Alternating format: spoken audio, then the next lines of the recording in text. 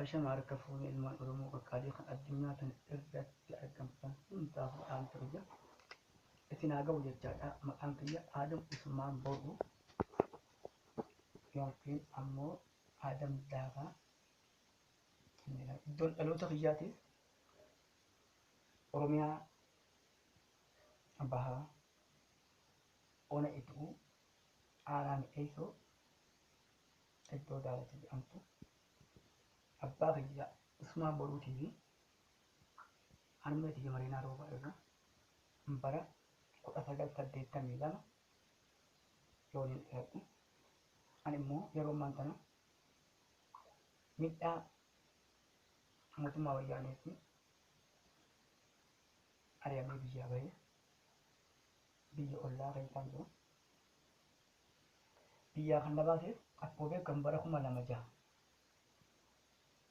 naannoo mi'eessa yookiin gaara tuuritti gocha suukanneessaa ilma namaa irratti namni raawwatame naannoo san kan raawwatame akka Oromootti waa homo Oromoon namni sammuu keessa hin jirre hin jiru san keessaa ammoo harkaan fi naannoo sanatti mootummaa wayyaaneedha gocha suukanneessaa san fudhate keessatti namoonni dhumeessan jira kan keessattuu jira warreen du'an keessaa tokko Mahammad Saanii lammaffaa immoo Mahammad Iliyaas sadaffaan Ahmad Kulee shanaffaan Musee Biroo jahaffaan intala xiqqoo Ashaa Kormee jedhamtu yoo homo Ashaa Ali shamarree waggaa adii kan nyaatan san keessaa immoo dhaawamee yeroo san nama san keessatti warreen isaan keessatti dhaawamee hafe irraa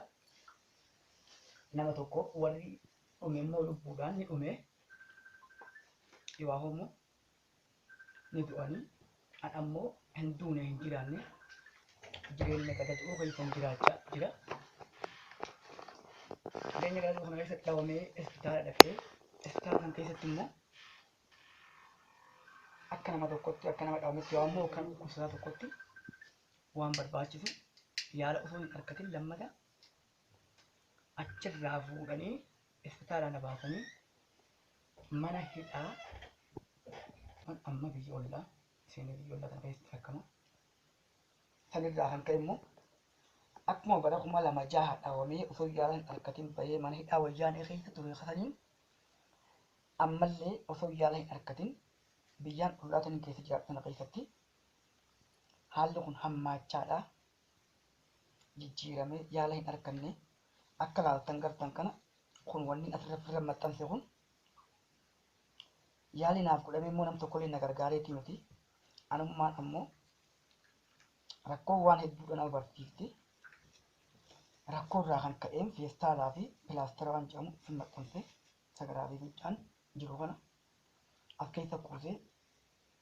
firraa gannaqaadhaa haala kanaan jiraachaa osoo jiraadhu yeroo ammaan tanaa immoo haalli san natti jijjiirame akkuma itti jiraattu kan keessattuu natti jijjiirame jireenya kana immoo karaa lubbuu na baasutti waan natti dhufeef dhimmi kun ammoo cal'isee du'urra uummata Oromoo bira naaf gahee dhaamsi kun uummanni Oromoodha lubbuu tiyya tana akka na eewalu yoo ammoo akka na baraaru imimmaan lammiidha lammiitu waaqaa imimmaan firaa firaatu waaqaa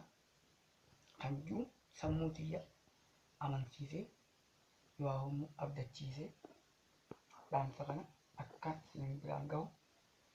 haalli hammaatee fi madaan natti hammaattee fi yeroo dheeraan irra turuudhaan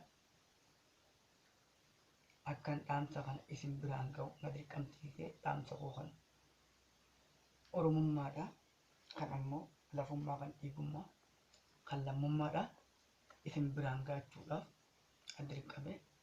dhaamsa kiyya kun ammoo akka isin bira gahetti akka deebii harkadhu yoo ammoo akkan baraaramu akka lubbuu seenaa keessatti dhaamsa kiyya barbaada warreen ammoo kana keessatti rakkina kana keessatti dhawamirraa kaasee hanqan bakka kana ga'utti na gargaaraa turan hedduutu jira. Warreen saniifis galata galchaa kan jirus abdachaadha. Dhaamsa koo xumura galatoomaa naa jiraadhaa ulaa buraadhaan jedhama.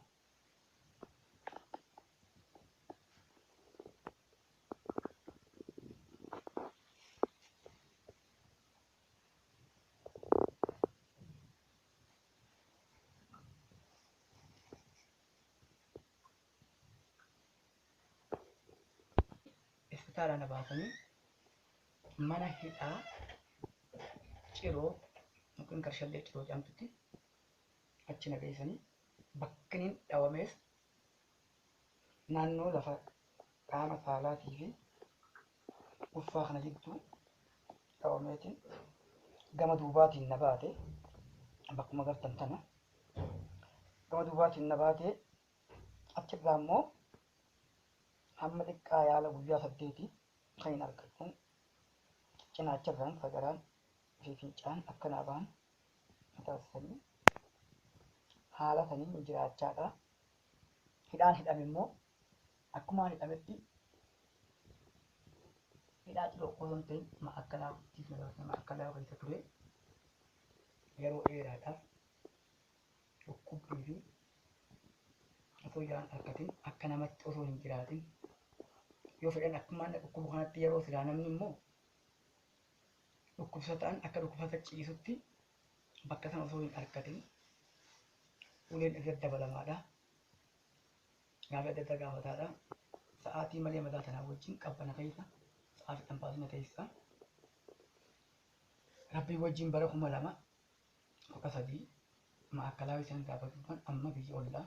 seenee biyya ollaa kana keessatti rakkama. Sanirraa kan ka'e immoo akkuma bara 2006 dhaawamee osoo yaalan hin argatin bahee mana hidhaa wayyaanee keessa ture kasaniin ammallee osoo yaalan hin argatin biyyaan ollaatan keessa jiraatu sana keessatti haalli kun hammaachaadha. Jijjiiramee yaala hin arganne akka laaltan gartan kana kun wanni asirra maxxanse kun yaali naaf godhamee immoo nam tokkollee na gargaareetii miti. Anummaan ammoo rakkoo waan hedduudha nama barsiifte. Rakkoo irraa kan ka'een feestaalaa fi pilaastara waan jedhamu isin maxxanse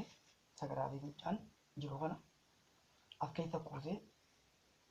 firraa gannaqaadhaa haala kanaan jiraachaa osoo hin jiraadhu. Yeroo ammaan tanaa immoo haalli san natti jijjiirame akkuma itti jiraattan keessattuu natti jijjiirame jireenya kana immoo karaa lubbuu na baasutti waan natti dhufeef dhimmi kun ammoo cal'isee du'urra uummata